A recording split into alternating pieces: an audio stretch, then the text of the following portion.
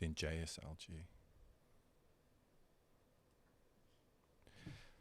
Hello and welcome to this NZUS Council live stream. I'm Jordan Small, Executive Director here at the Council. I will soon be joined by Leon Grice, who is Chair of the Council, very soon, and so I will welcome him then. Today we have a very interesting and I think quite timely and of course important discussion on technology with Martin Rasser and Einaki Raikkonen, both from US think tank, the Center for New American Security. They are authors of a recent report titled Common Code, an Alliance Framework for Democratic Technology Policy, which really takes in this much talked about idea of the need for a new coordination mechanism for multilateral technology policy, and I think tries to move from concept to action with a blueprint. It's a detailed report, but it's actually quite a quick read and outlines areas for further development. I really do recommend that you take a read of it. What I think is really interesting, what really highlights is that technology isn't a peripheral foreign policy issue anymore. It is at the center of geopolitical competition. But I don't get the feeling it's firmly on the agenda here in New Zealand. I know this is something that Leon has talked a lot about over the last 3 to 4 years. It is a topic that is on our agenda as a council, where we are wanting to look at the future of technology, sort of digital data questions from a foreign policy and national security and geostrategic perspective, and really answer the question why New Zealand, as a small democracy, as a small tech player, should care about these issues. But let me introduce our guests for today. As I said, both from the Center for New American Security, CNAS in Washington, D.C. They are, like I said, the two authors, or two of, I think it was 5 authors, for the recently released report, Common Code, an Alliance Framework for Democratic Technology Policy. First up is Martin Rasser. He is a Senior Fellow in the Technology and National Security Program at the Center for a New, like I said, CNAS. He's a former CIA Senior Intelligence Officer and Analyst, where he worked on emerging technologies, technology innovation, weapons research and development. And if we just go down to Einaki Raikkonen, she is a research assistant for the Technology and National Security Program at CNAS. Her research focuses on emerging technologies, particularly artificial intelligence and information systems in the context of international competition. Welcome to you both. Oh, thank you so much, Jordan. Thank you so much for having us. Yeah, really pleased you could make it. I was, as we were talking before going live, it does seem like a lifetime ago since we met back in DC in January. Yes, as we called it before times. So it's good to see you again. Yeah, good to see you. Hey, so the place I want to start is, it's almost like a context or scene setting segment, which is to have more of a general discussion on technology and provide the background or backdrop to your report. And like I mentioned in the intro, look at the central role of technology in geopolitical competition and the different forms and forums that competition is playing out. So Martin, do you want to start with just that sort of broad outline? Yeah, absolutely. So yeah, you said it well, right? We're in this geopolitical, geostrategic competition. Technology is very much at the center of this competition. If you think of technology as an enabler for political, military, economic power, it's really fundamental to how the 21st century is going to play out I think technology will play a more consequential role than it has in times past.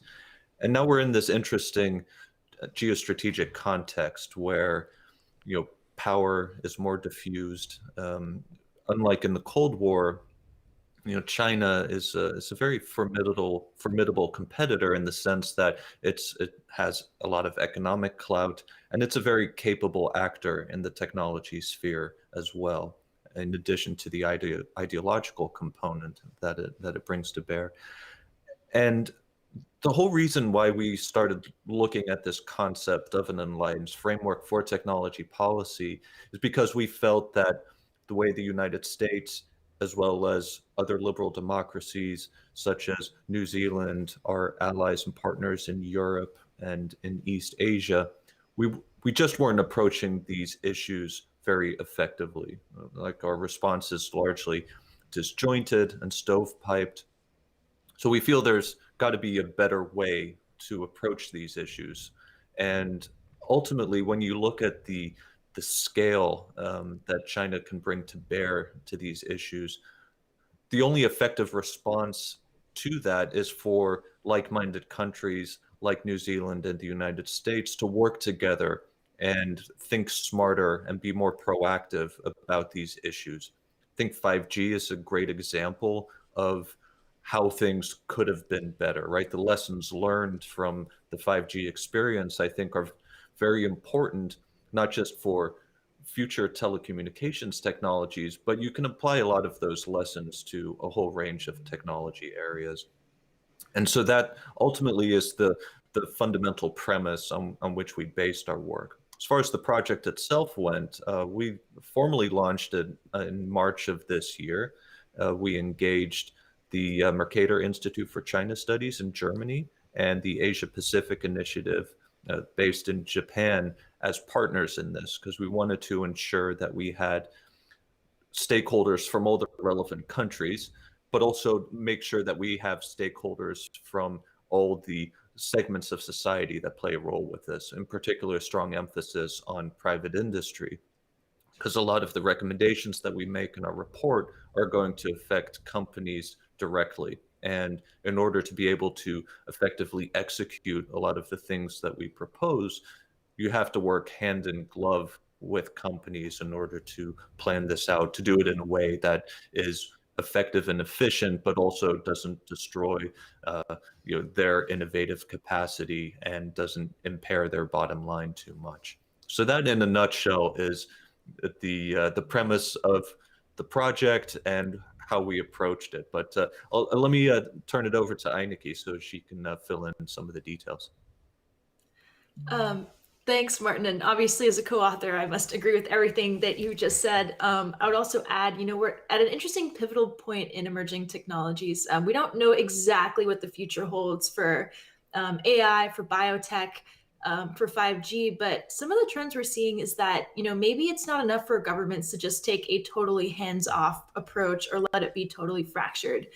Because we are seeing some foreign governments having a pretty hands-on approach. For instance, China had its Belt and Road Initiative very famously, but then expanded into the digital Silk Road, and they've laid out these intelligence laws that basically mean that 5G vendors might not be super separated from the government, right? And so you're definitely seeing foreign governments, potentially adversaries, authoritarian regimes really starting to spread out worldwide. And I think there's not really been a good response from democracies. And this is really something we have to work together on in areas like standard setting or building the norms for, how networks or surveillance technologies or any other technology ought to be used. And I think it's good for our security and our prosperity too, to really work together on this. Yeah, could you perhaps talk a little bit more about how we are seeing autocracies cooperating? So we're seeing China and Russia in particular. How are they coordinating around their vision for technology? So first off, I have to give a shout out to my colleague, Kara Frederick, who I think is really leading the way for us in terms of that sort of digital freedom portfolio of research. But you're definitely seeing more of an authoritarian model emerging, where these emerging technology tools are really tools for them to consolidate their power. and in a way that we're not seeing in democracies. How can we use these tools to strengthen democracy or empower people instead? I think we're seeing with AI in particular, with data, what you put in is what you get out, right? And so if you put in bad practices, you get bad practices out, which I think takes a little bit more time for us to refine in a way that's a bit more equitable to people. But I think authoritarian regimes are not so shy to just, go out there and use these things. Yeah. Martin, do you want to add anything in there? Particularly interested in the use of sort of international standard setting forums around technology use. Absolutely. Yeah. Yeah, this is a really big issue, and one we address in the report as well.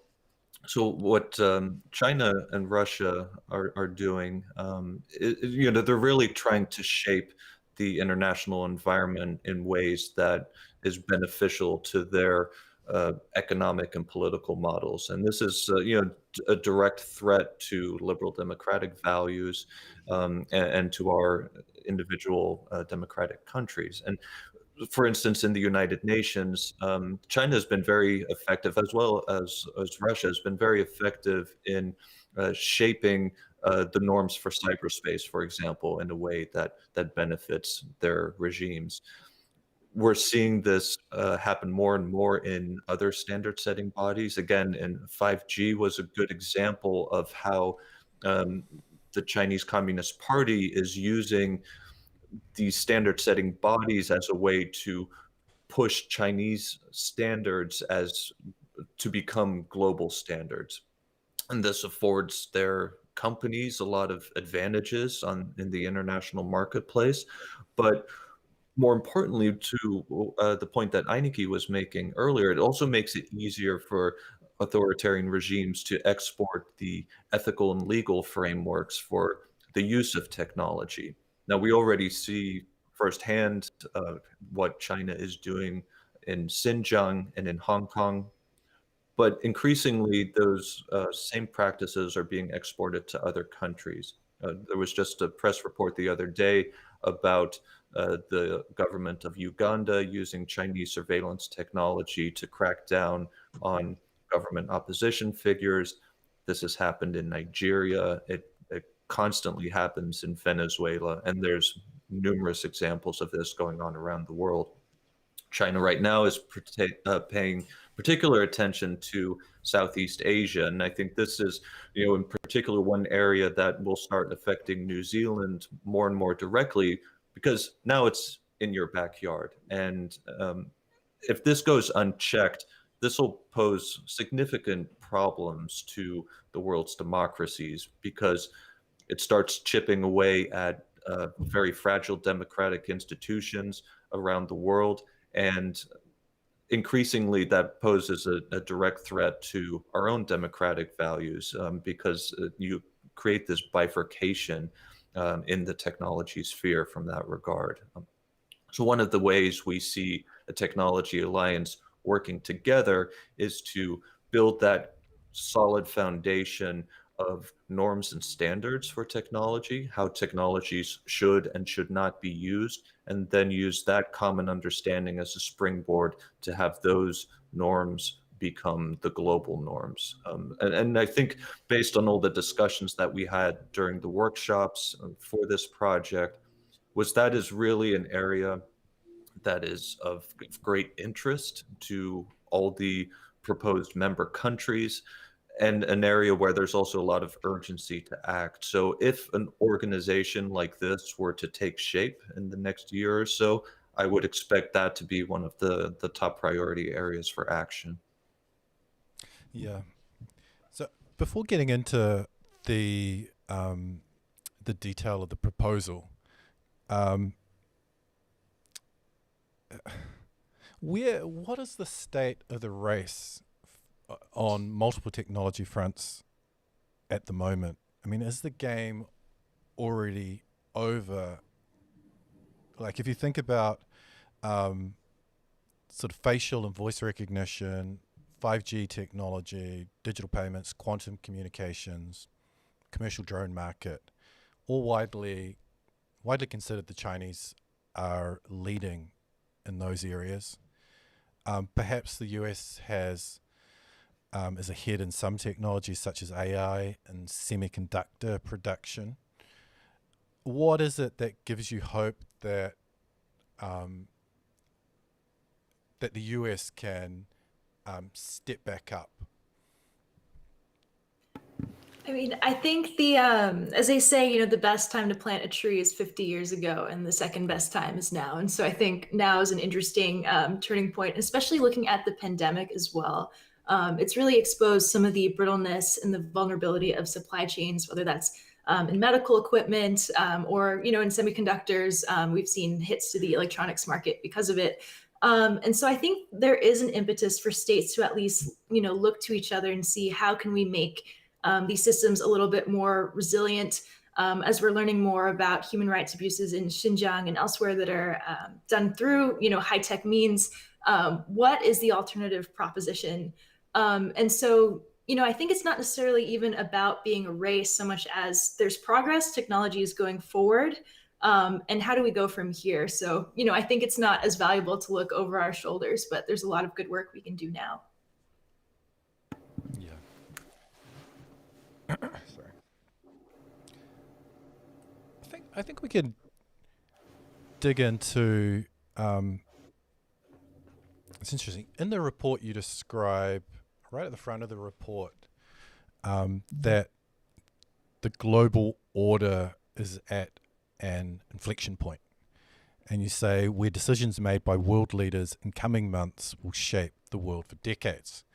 Specifically, what are you talking about here? What are some of those key decisions to be made? I think it fundamentally boils down to how the United States and its allies and partners respond to China's erosion of the the post-war system that was built, right? The multilateral institutions that were set up after the Second World War are being co-opted by the Chinese Communist Party, and in part due to lack of engagement and leadership by the United States. Beijing made some considerable headway there. Now, I think with an incoming Biden administration, things will look very differently very soon. If you look at some of the appointments that have already been made for some key national security positions, I would say that America is back and ready to lead, but it can only do so in concert with like-minded countries around the world.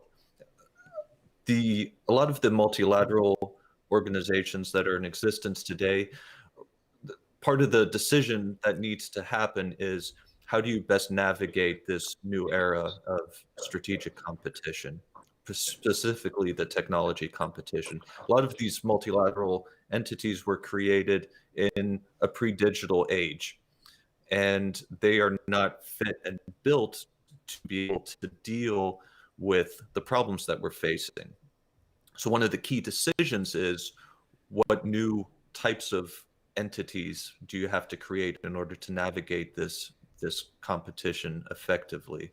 And of course, we feel that something along the lines of a technology alliance will be needed in order to do that effectively.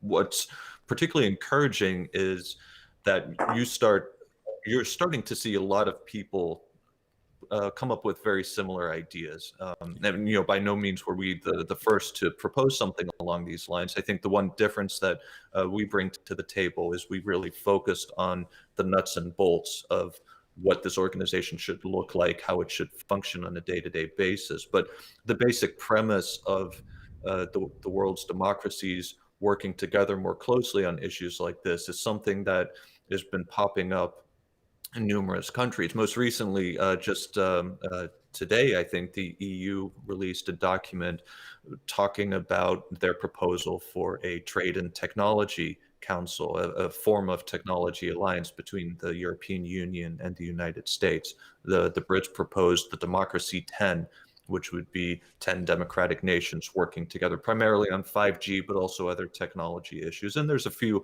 other similar proposals out there. Even the Clean Network Initiative that the US State Department put forward is another example of these types of approaches.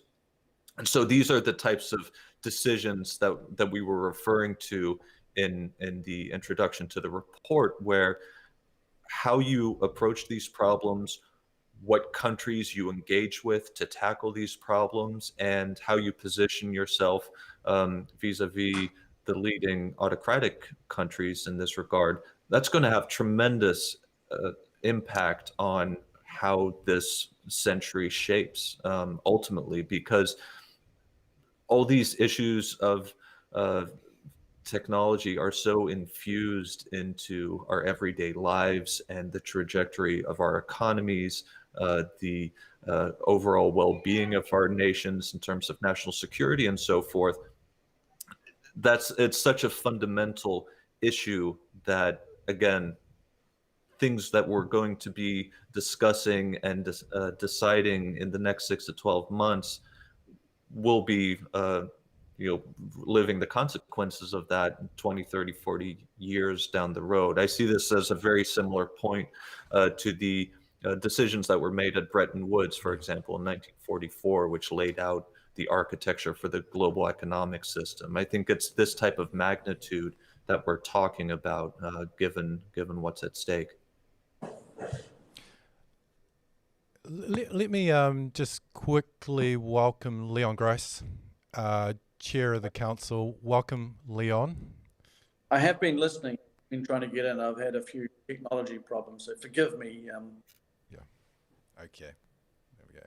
So, Leon, just chime in if you have any questions. Yeah, I think it goes to adds to your question before, Jordan, and it was about, you mentioned it, Martin, about the increase of these kinds of proposals. And I guess I have a question, which is, is the WTO and the OECD just not places where these things are going to get resolved? And I'm pretty sure what your answer will be there. And the second thing is, how do you see all these different proposals? There's the UK at the Tech 10. You've got the Common Code 10. How do you see them knitting together, and what's the most effective way of that happening? Yeah, that's an important question. I wouldn't say that existing organizations like the WTO and the OECD are by no means irrelevant. There are changes that need to be made, particularly to the WTO, for example. But one of the recommendations we make for this tech alliance is that it has a capacity to work with other countries, but also other organizations that aren't within this core group. So the OECD, for example, would be a tremendous partner to work on standards and norms for artificial intelligence. There's other existing organizations that can work on bits and pieces, but in order to approach the broader technology policy issues holistically, there's no existing organization that can tackle this, and that's why we feel that creating a new entity is the best way forward. Now, as you mentioned, yes, there's various proposals out there. There's some differences in approach, membership, and so forth. So yeah, now it's a matter of sitting down with the relevant countries and hammering out the details. What we wanted to do with our report was to give people something to react to, so that policymakers have something to discuss and debate, as opposed to having to start from scratch and thinking about, well, who should be a part of this? How should we organize ourselves?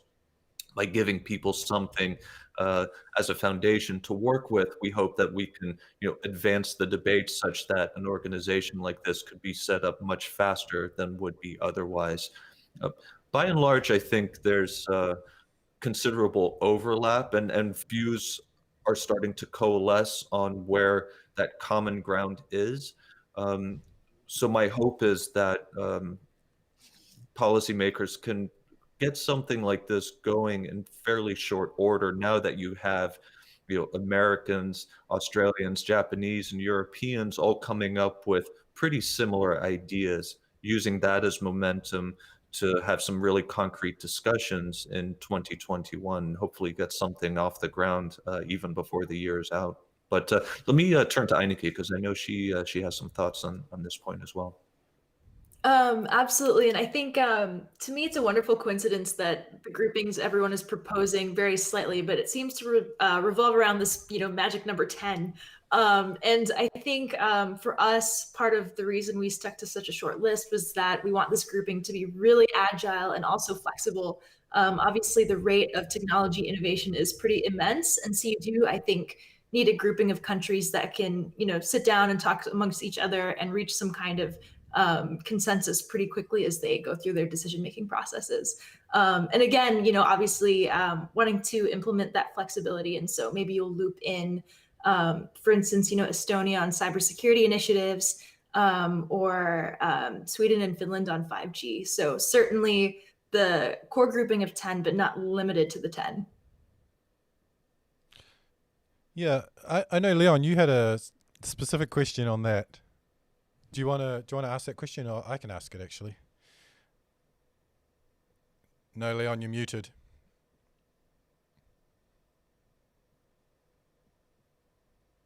Okay, here's the question.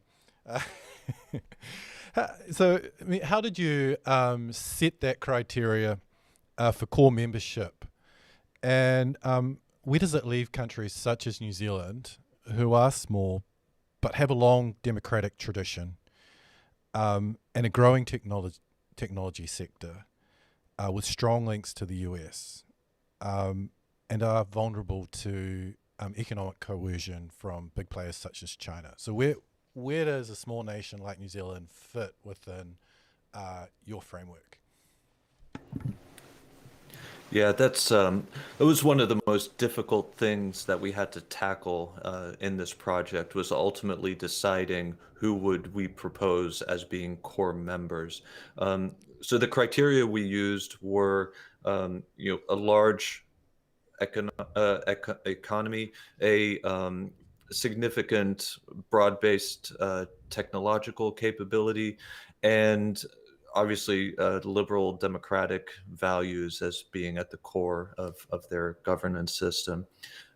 So in this particular case, we're recommending the G7 countries plus South Korea, Australia, and the Netherlands, as well as the EU as a non-voting member. And as Eineke mentioned before, we wanted to do this because we believe a small size is necessary in order for this grouping to still be nimble in its decision making. That's also the reason why the EU would be a non-voting member, just because if you have 27 countries weighing in addition to the others, we're fearful that it would get bogged down.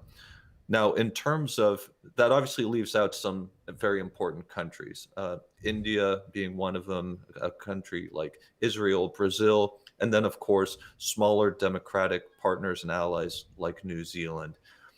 So in order to address that, we wanted to make sure that there was a mechanism to engage with other countries. And this is what Eineke mentioned as well. So for specific technology areas, but also the norms issue, which has a much larger audience of relevant countries, that you could bring in other countries to work on these issues. So norms, cyberspace, I think, would be one where you would have a very large grouping. But there's other areas like semiconductors, for example, where it would just be a small handful. So it wouldn't make sense to have a very large group focus on that. So overall, the focus is on nimbleness and flexibility, so that you can adapt and adjust the grouping according to the specific topic that these countries are looking at. That ultimately, I think, will help it to establish itself, prove that this concept can work. Now, over time, we do foresee the desirability of expanding that core group. I think New Zealand would be a logical candidate. India, for example, is a huge technology power. And frankly, at this point, I would argue that India would make sense to be a part of the core group at the outset. Just an interesting aside on that, when we first started the project, the Indian diplomats in Washington that we spoke with weren't all that keen on the idea, in part because they didn't want to be antagonistic toward China. Now, in the intervening months, of course, that dynamic between India and China has changed considerably. India is much more assertive about blocking Chinese firms from its economy. It's engaging much more with the Quad.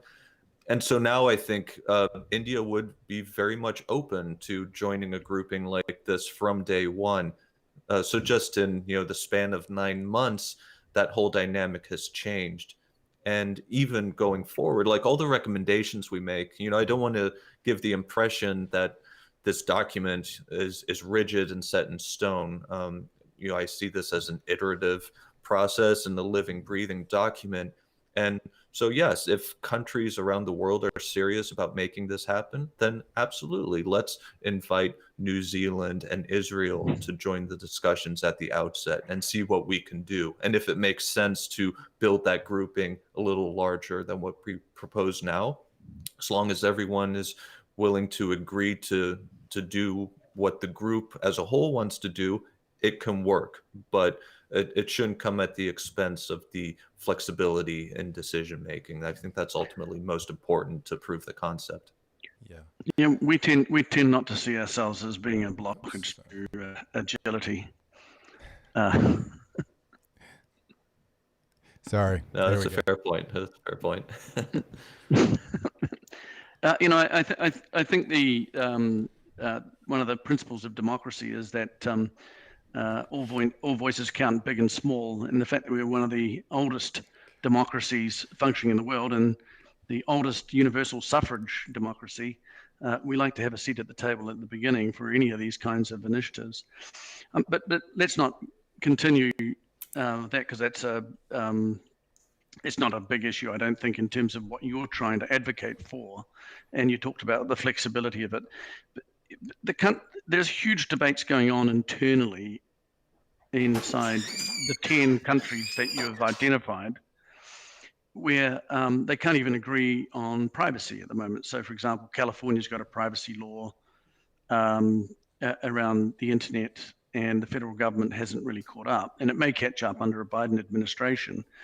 But do you see that getting domestic coherence is going to be key to getting a plurilateral approach to this from the democracies? Yeah, I think a certain amount of harmonization will be necessary in order for something like this to work. But I think if we focus on the areas where we all agree, those shared values that liberal democratic countries have, yeah, that's a great starting point. And as you mentioned, even within the United States, there's a lot of different opinions about what the proper way forward is. But that also points to the strength of democracies, right? Where you can have these debates in the open and have them be constructive, and certain influences will wax and wane. And that's a sharp contrast to a country like China or Russia, where those debates don't happen at all. It's whatever the leadership in the capital says it is. I think a very important development is that EU proposal that I mentioned earlier. That document seems to suggest that they are willing to compromise with the United States on some of these issues, on matters of data protection, data privacy, and the role of the big tech companies in this ecosystem.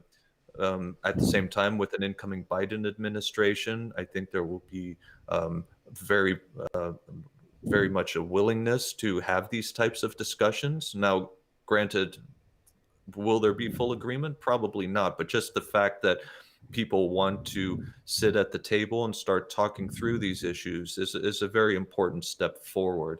And so for all those reasons, I'm quite optimistic that we'll see some considerable movement in the right direction on a lot of these issues in coming months. Yeah.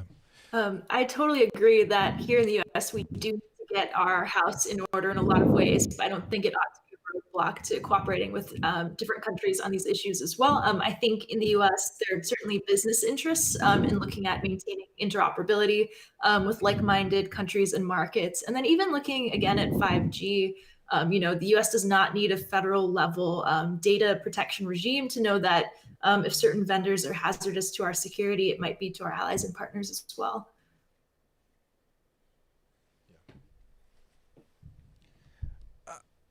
So we've kind of talked a little bit around compromise to achieve this kind of grand bargain. And the 10 nations, like Leon said, are very diverse with a range of interests. Where do you see the US giving in order to get? So, would you expect to see compromise in the area like free speech standards or privacy standards, taxation of US tech giants? Where do you see some of that compromise happening? I think areas like taxation, um, regulation are areas where I think there's room for discussion and some harmonization. Matters of free speech, I think, is probably not in the cards just because of our First Amendment is so fundamentally important. So I don't see much happening on that front. But again, even under the Trump administration, there was some compromise that happened, right? Because the United States ended up joining the global partnership on AI. They were hemming and hawing on this for many months. But as they saw the other countries in that partnership move forward, they didn't want to get left out and left behind. So even under the Trump administration, there were pragmatic voices that realized that you had to step back from certain extreme positions because ultimately, there's more than unites us than divides us on a lot of these issues. And given the particular threat that China poses, the challenge that it poses, everything that you see happening now in Australia, for example, that like what country is going to be next, right? And how do we respond to that? I think the best way to do that is to create that united front. And in doing so, yes, ultimately you have to compromise some, but in the bigger picture, you get out a lot more than you put in. And I think that's what policymakers in all the leading capitals are starting to realize, that it's really going to take something like this to move forward and actually be able to navigate this competition effectively. Leon, do you have a follow-up question there? I know this is an area you've been looking at really closely over the last 3, 4, 5 years. It's around free speech standards, privacy standards, cybersecurity. I think that they're fundamental to getting that collaboration. I think the collaboration that you guys are pushing for is absolutely important. And while I highlighted that California has got a privacy law that comes into effect in a couple of years' time, and the federal government hasn't even got to first base, we have our own debates internally around privacy as well. And it is a strength that we can openly discuss these things and fight over the tension between the freedom of speech and other tensions. But I guess for you, the question I've got is that the authoritarians have the ability to use data and AI in a brute force way because they don't have any privacy constraints. And that gives them productivity advantages. So how do you see us combating that productivity advantage while maintaining the protection of people's privacy?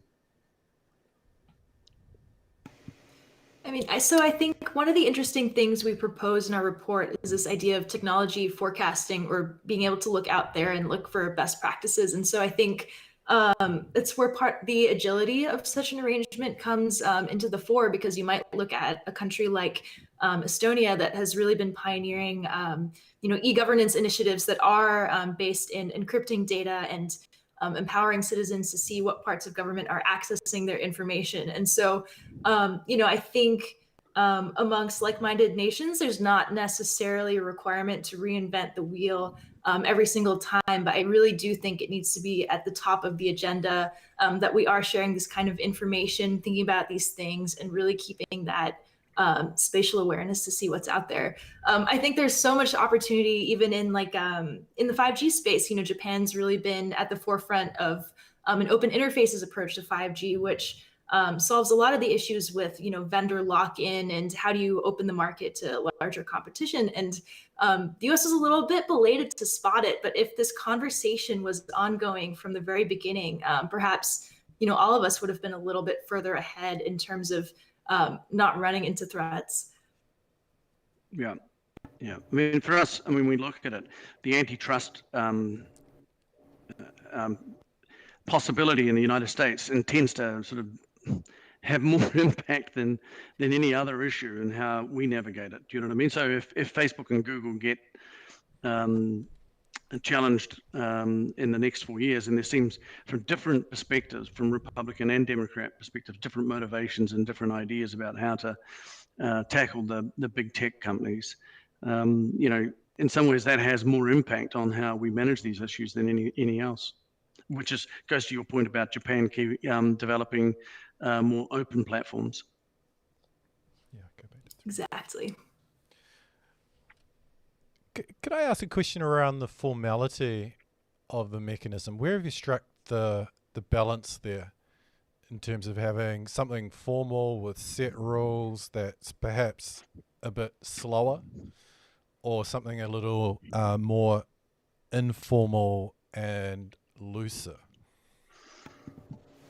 Yeah, it's very much an informal organization that we're proposing. So, not based in a treaty, perhaps a small secretariat just to keep things running, but that may not even be necessary. So it'd be much more akin to how the G7 approaches things.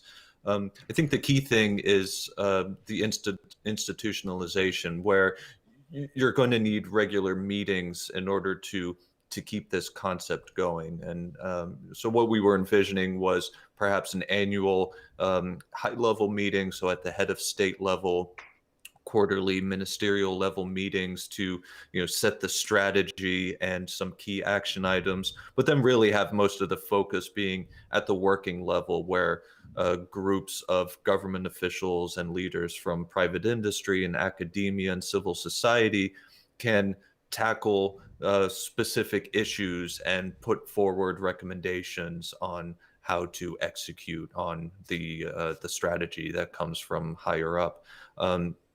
Again, the focus, and I think the theme throughout all the workshops that we had with the stakeholders from around the world is, keep it flexible, keep it nimble, because that'll provide the greatest odds for success, and also be able to give the most opportunity for the relevant stakeholders to have a say at the outset. As I mentioned earlier, particularly private industry having a seat at the table and a seat at helping to actually shape how this organization would tackle some of these very complex issues that need to be addressed.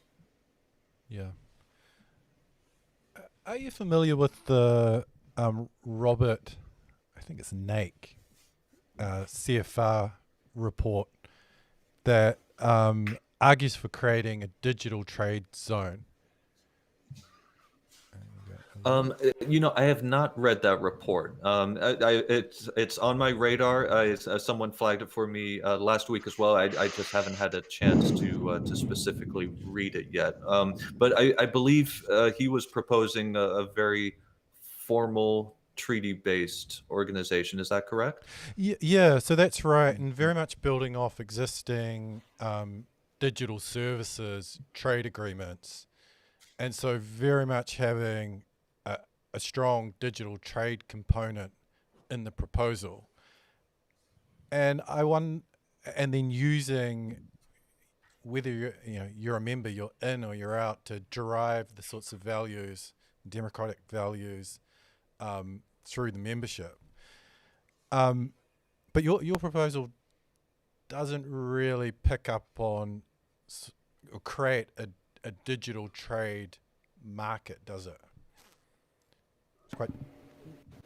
No, it's very much again focusing on that flexibility aspect. I think it would be very difficult to set up an organization like that, being treaty based. I mean, certainly not impossible. It would take a lot longer than the type of entity that we're proposing. And I think particularly given the urgency of action, again, based on our recommendation, we think that, going the less formal route and using a more networked organization would be a more effective way of tackling these issues in short order.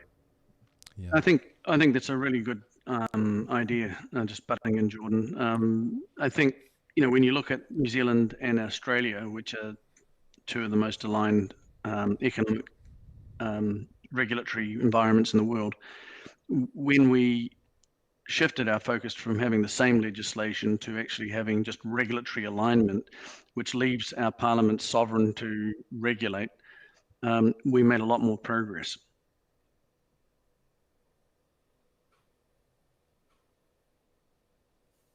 Not sure what happened there with Leon's mic.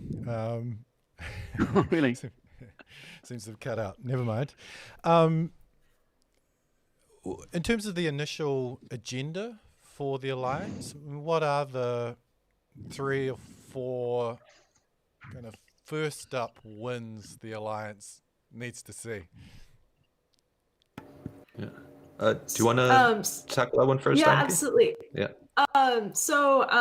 One of the happy surprises we had when we had our workshops to really put together the content of this report was that there were a lot of areas where there's already some alignment. And so we really tried to capitalize on those in our recommendations. And some of those include, restructuring supply chains in a way that's more secure, finding ways to protect technology. As we all know, it's no secret, China has, really systematic way of stealing different people's stuff, which I'm sure we can all agree we don't love.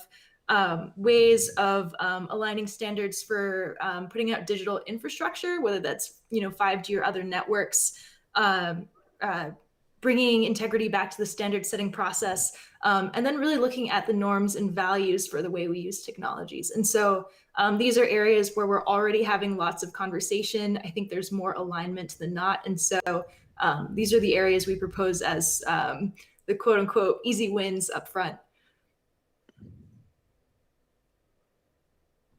Do you have anything to add there, Martin? I think, well, I mean, those are indeed the ones that we recommend. I'm particularly excited about the prospect of supply chain security issues. And this is an area, particularly in the pandemic fallout, that a lot of countries realized how vulnerable we really are. So introducing geographic diversification for certain key inputs is going to be a big agenda item, and particularly for the United States, it already is, right, with this economic prosperity network that was launched. It's unclear how far along that is. I think the U.S. State Department has been a little opaque as to what they've achieved on that front. But this is something I would expect the Biden administration to focus very heavily on. We already talked about the norms. I think that truly is low-hanging fruit. And the other thing that I think holds a lot of potential is creating new investment mechanisms for digital infrastructure, particularly if you look at the Indo-Pacific, especially Southeast Asia. China is pushing very hard on setting up digital infrastructure If you think about smart cities, for example, that could pose some considerable problems for New Zealand, Australia, down the road. So this is another area where I think with some cooperative action, we can really make a difference in short order by providing countries like Indonesia with good alternatives to Chinese technology. Just had a question pop up. Yeah, let's save that one. Leon, do you have a question there? Yeah. What do you think is the easiest thing to achieve in the short term between an alliance of democracies that gets us on the road to further more and more integration of our policies? I think one kind of interesting area, and Martin, I don't know if you also want to touch on this, but is aligning export controls. Here in the US, we've seen a lot of ad hoc decision making. But one thing that seems a little bit steadier is a growing interest in protecting human rights around the use of technology. And so under the Trump administration, you've seen a number of companies get added to the entity list. But some of the issue is that if the U.S. unilaterally, puts in controls, all of a sudden there's questions about what does this mean for the advantage of other states, or can some of these entities then just go around the U.S. and go other places to buy the things they need to keep doing the human rights abuses, whether that's surveillance tech or otherwise. And so I think. To me, this seems like one of the more straightforward areas in terms of saying, we do not want to be complicit in providing the tools for these abuses. And so I think that's one interesting area of agreement. Yeah, I think that's a really good area. I think the New Zealand companies report to us that they really struggle with the operation of export controls in the United States and how they impact their operations here. And so there's probably, through alignment work and being more practical about how those are implemented, there could be a lot more export control work done on things like human rights, as you've laid out. So that would be a very fruitful area that would do two things. Would address the things like you've laid out, like human rights and national security, but it also could lead to greater two-way trade or greater trade between the democracies on these with these technologies. Yeah. So, the other area that's talked about is just information sharing on supply chains and supply chain risks and, investment assessments, and making sure there's the sharing of that sort of information between countries. Do you have a comment on that? Yeah, absolutely. I think better cooperation on investment screening, so looking at foreign direct investment and potential risks that those pose. Each country has a range of experiences on that, and yeah, it makes complete sense to share what they know and what some best practices are. There's a lot of opportunity in cyberspace, for example. I think in particular, if you have a large group of like-minded countries come up with normative frameworks for what is appropriate and inappropriate behavior in cyberspace. That sends a powerful message, because then you have a good springboard to be able to have those norms become global norms. As far as other protective actions against unwanted tech transfer, just better information sharing on counterintelligence and counterespionage best practices. I think in particular, you already have the Five Eyes relationship. That's an excellent foundation for enhanced cooperation with other countries. Japan in particular is very eager to play a greater role, but the same goes for many other countries as well. And that's something that has a lot of second and third order benefits, because unwanted tech transfer coming out of Germany also affects the New Zealand economy in a certain way. It affects the American economy. So having increased dialogue on those fronts, I think, is another, as Eineke put it, an easy win for these countries to start showing some real impact and just building that trust that you need for collaboration on more challenging issues. Yeah. I mean, I think the big ambitious goal I saw there was around coordination of investments and almost an industrial planning happening between the partners. We are talking about the rationalization, allocation of resources for innovation and research and development. Can you just talk us through what your thinking is there? Yeah, absolutely. So this is, definitely one of the longer-term goals, specifically for the reasons that you mentioned, right? It's there's a lot of hurdles to doing so, but there's good opportunities available, particularly if you start thinking about green energy technologies. There's a lot of room for collaborative work there, but some of the more complex issues in artificial intelligence would make a lot of sense. But even more pragmatically, if you think about critical minerals such as rare earth elements, right now all our economies are heavily dependent on Chinese sources of rare earths and almost entirely dependent on China for the processing. So some of the countries in the grouping that we propose have areas of expertise in mining, processing, recycling. There's a lot of work that we can do together in order to build up capacities and truly create new supply chains. But that will require a lot of investment, and will also require these countries to work together to essentially, because then you're countering Chinese industrial policy, because Beijing's reaction undoubtedly will be to drive the price of these materials down so that the non-Chinese companies go belly up. The same playbook that they've done in aluminum and steel, for example, solar panels. So it would take some kind of industrial policy or technology policy, whatever you want to call it, that these countries agree to in order to make an effort like that viable. So yes, it's a shift in how we've been thinking about our market economies over the past 40, 50 years. But given the nature of the China challenge, at a minimum, it's a discussion we need to have amongst each other to see, if we can find a comfort zone for all these countries to be able to work together on issues like this. So truly fresh thinking about these problems, given the unique nature of the competition that we're in. Yeah.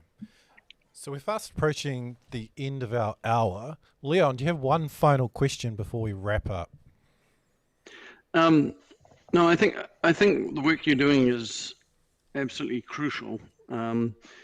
There's no shortage of really excellent thinking coming out of the United States and the UK and Canada as well, are doing some thinking about it. I think the question that I would have is are you connected to the Biden administration? How soon do you think these ideas will get traction? Well, that's an interesting question. I did volunteer for the Biden campaign during on technology policy matters. I don't have any connection to the transition, however. So as far as what the specific plans are, I can't address that. What I can say is that if you look at some of the writings of the president-elect himself, but in particular some of his senior advisors and now nominees for important positions such as Tony Blinken, Jake Sullivan. They're talking a lot about these issues in a way that I think dovetail nicely with the types of ideas that we put forward in our report, as well as the other proposals that are out there, such as the Democracy 10. So in terms of a philosophical approach, I think yes, the Biden administration is very much interested in rebuilding alliances, rebuilding the partnerships, but also taking multilateral approaches to the types of issues that we've been discussing now. So I do expect to see strong momentum behind this as soon as the new administration is in place.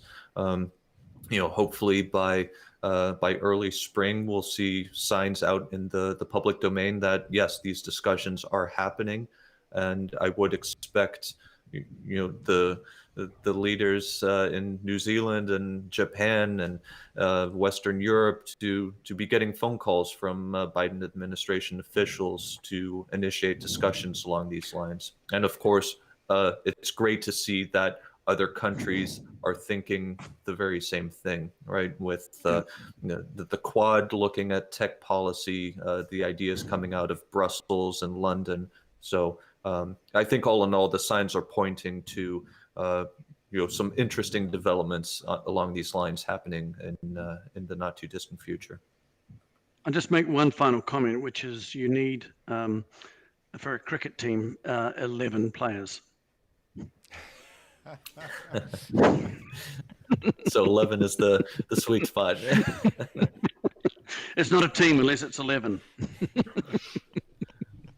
You have to default if you don't have 11. Got it. All right. Well, I think that's where we're going to leave it. Thank you very much, Martin and Aniki, for joining us today for what I think has been a really interesting and thought-provoking discussion around a concept that has increasing momentum. We've talked about the 4, 5, 6 other proposals out there as well. That there's a lot of conceptual similarity, but I think what you've done is you've taken it to the next step, which is to give it to take that sort of talk and give it some action with your blueprint. So I congratulate you on that, and just continuing to advance the conversation around what is just a very important concept. So thank you very much for all your work and for joining us today, and look forward to keeping the conversation going. We will have actually plenty more of these live sessions over the coming months on technology, climate and trade, including next week, where we have a discussion with Evan Osnos, staff writer for The New Yorker, former China correspondent, winner of the National Book Award for his book Age and Ambition, Chasing Fortune, Truth and Faith in the New China, and of course author of the recently published book Joe Biden, The Life, The Run and What Matters Now. So really looking forward to that session. Please tune in for that. You'll see the details on our YouTube channel. Until then, have a great day, and thanks for joining us. Thank you so much. It was a real pleasure.